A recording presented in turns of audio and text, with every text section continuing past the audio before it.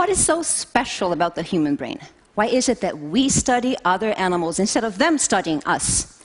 What does a human brain have or do that no other brain does? When I became interested in these questions about 10 years ago, scientists thought they knew what different brains were made of. Though it was based on very little evidence, many scientists thought that all mammalian brains, including the human brain, were made in the same way, with a number of neurons that was always proportional to the size of the brain. This means that two brains of the same size, like these two of a respectable 400 grams, should have similar numbers of neurons.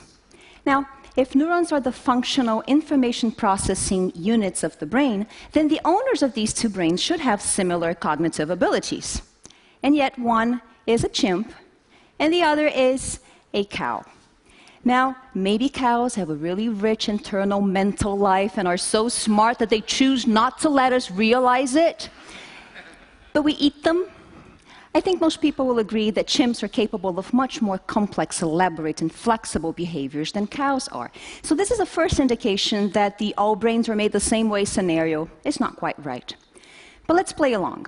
If all brains were made the same way, and you were to compare animals with brains of different sizes, larger brains should always have more neurons than smaller brains, and the larger the brain, the more cognitively able its owner should be.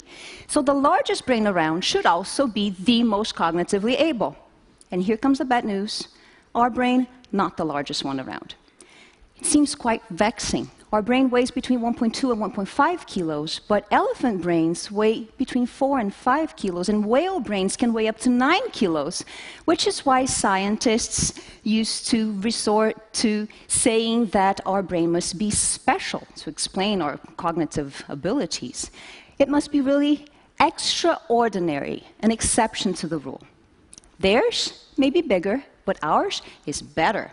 And it could be better, for example, in that it seems larger than it should be, with a much larger cerebral cortex than we should have for the size of our body. So that would give us extra cortex to do more interesting things than just operating the body. That's because the size of the brain usually follows the size of the body. So the main reason for saying that our brain is larger than it should be actually comes from comparing ourselves to great apes. Gorillas can be 2 to 3 times larger than we are, so their brain should also be larger than ours, but instead it's the other way around. Our brain is 3 times larger than a gorilla brain.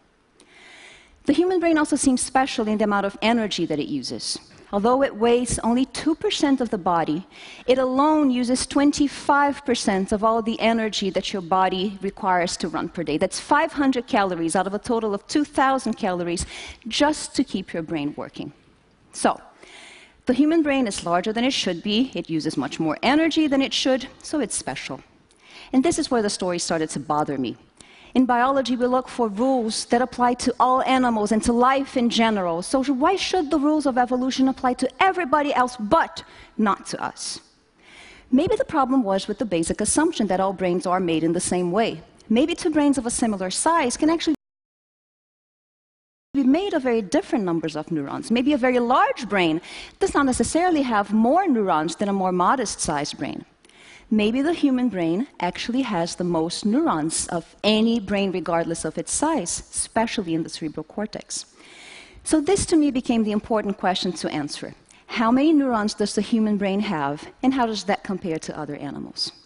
Now, you may have heard or read somewhere that we have 100 billion neurons. So 10 years ago, I asked my colleagues if they knew where this number came from, but nobody did. I went digging through the literature for the original reference for that number, and I could never find it. It seems that nobody had actually ever counted the number of neurons in the human brain, or in any other brain for that matter. So I came up with my own way to count cells in the brain, and it essentially consists of dissolving that brain into soup. It works like this. You take a brain or parts of that brain and you dissolve it in detergent, which destroys the cell membranes but keeps the cell nuclei intact. So you end up with a suspension of free nuclei that looks like this, like a clear soup. This soup contains all the nuclei that once were a mouse brain.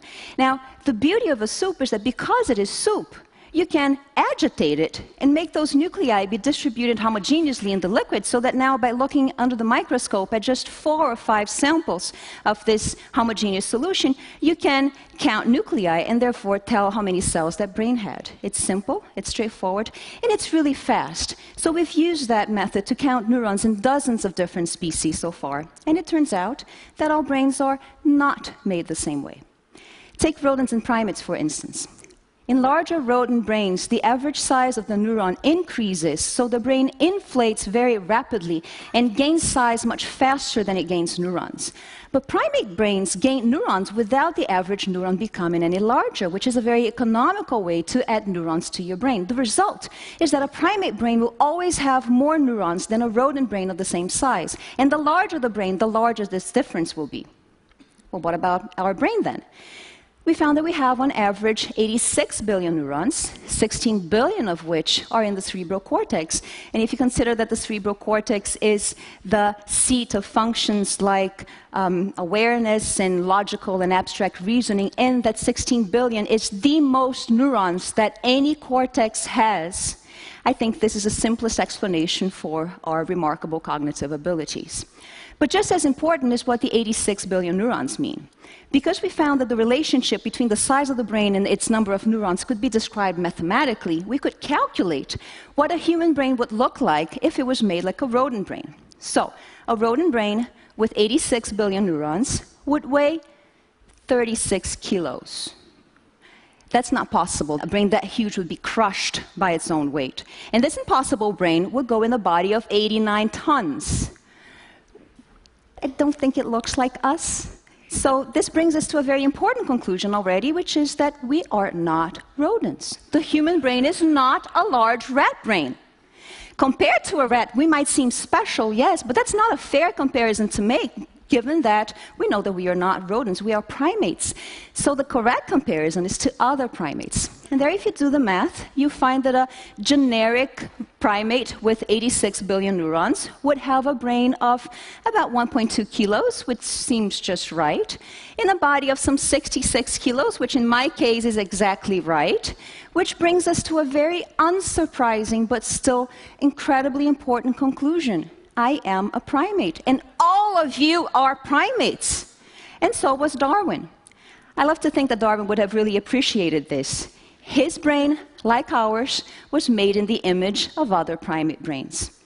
So the human brain may be remarkable, yes, but it is not special in its number of neurons. It is just a large primate brain. I think that's a very humbling and sobering thought that should remind us of our place in nature.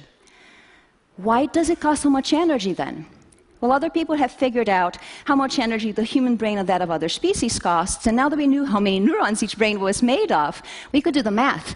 And it turns out that both human and other brains cost about the same, an average of 6 calories per billion neurons per day. So the total energetic cost of a brain is a simple linear function of its number of neurons. And it turns out that the human brain costs just as much energy as you would expect. So the reason why the human brain costs so much energy is simply because it has a huge number of neurons. And because we are primates with many more neurons for a given body size than any other animal, the relative cost of our brain is large. But just because we're primates, not because we're special. Last question then. How did we come by this remarkable number of neurons? And in particular, if great apes are larger than we are, why don't they have a larger brain than we do with more neurons? When we realized how expensive it is to have a lot of neurons in the brain, I figured maybe there's a simple reason: they just can't afford the energy for both a large body and a large number of neurons. So we did the math.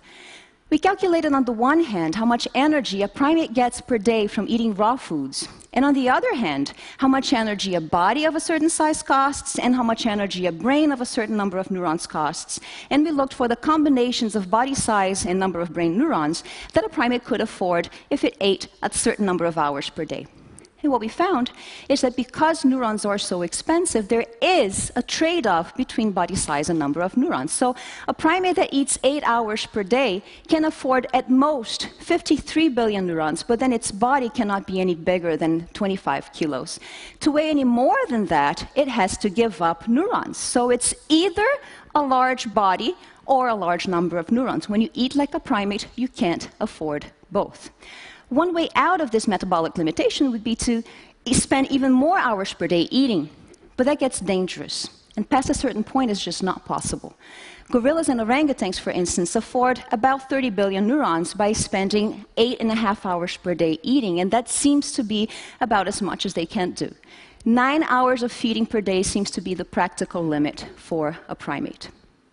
What about us? With our 86 billion neurons and 60 to 70 kilos of body mass, we should have to spend over 9 hours per day every single day feeding, which is just not feasible. If we ate like a primate, we should not be here. How did we get here then? Well, if our brain costs just as much energy as it should, and if we can't spend every waking hour of the day feeding, then the only alternative, really, is to somehow get more energy out of the same foods. And remarkably, that matches exactly what our ancestors are believed to have invented 1.5 million years ago when they invented cooking. To cook is to use fire to pre-digest foods outside of your body. Cooked foods are softer, so they're easier to chew and to turn completely into mush in your mouth. So that allows them to be completely digested and absorbed in your gut, which makes them yield much more energy and much less time. So cooking frees time for us to do much more interesting things with our day and with our neurons than just thinking about food, looking for food, and gobbling down food all day long. So because of cooking, what once was a major liability, this large, dangerously expensive brain with a lot of neurons, could now become a major asset, now that we could both afford the energy for a lot of neurons and the time to do interesting things with them. So I think this explains why the human brain grew to become so large, so fast in evolution, all the while remaining just a primate brain. With this large brain now affordable by cooking, we went rapidly from raw foods to culture, agriculture, civilization, grocery stores, electricity, refrigerators, all those things that nowadays allow us to get all the energy we need for the whole day in a single sitting at your favorite fast food joint. So what once was a solution now became the problem. And ironically, we look for the solution in raw food. So what is the human advantage? What is it that we have that no other animal has? My answer is we have the largest number of neurons in the cerebral cortex, and I think that's the simplest explanation for our remarkable cognitive abilities. And what is it that we do that no other animal does, and which I believe was fundamental to allow us to reach that largest number of neurons in the cortex? In 2 words, we cook. No other animal cooks its food. Only humans do, and I think that's how we got to become human. Studying the human brain changed the way I think about food. And I'll look at my kitchen and I bow to it. And I thank my ancestors for coming up with the invention that probably made us humans. Thank you very much.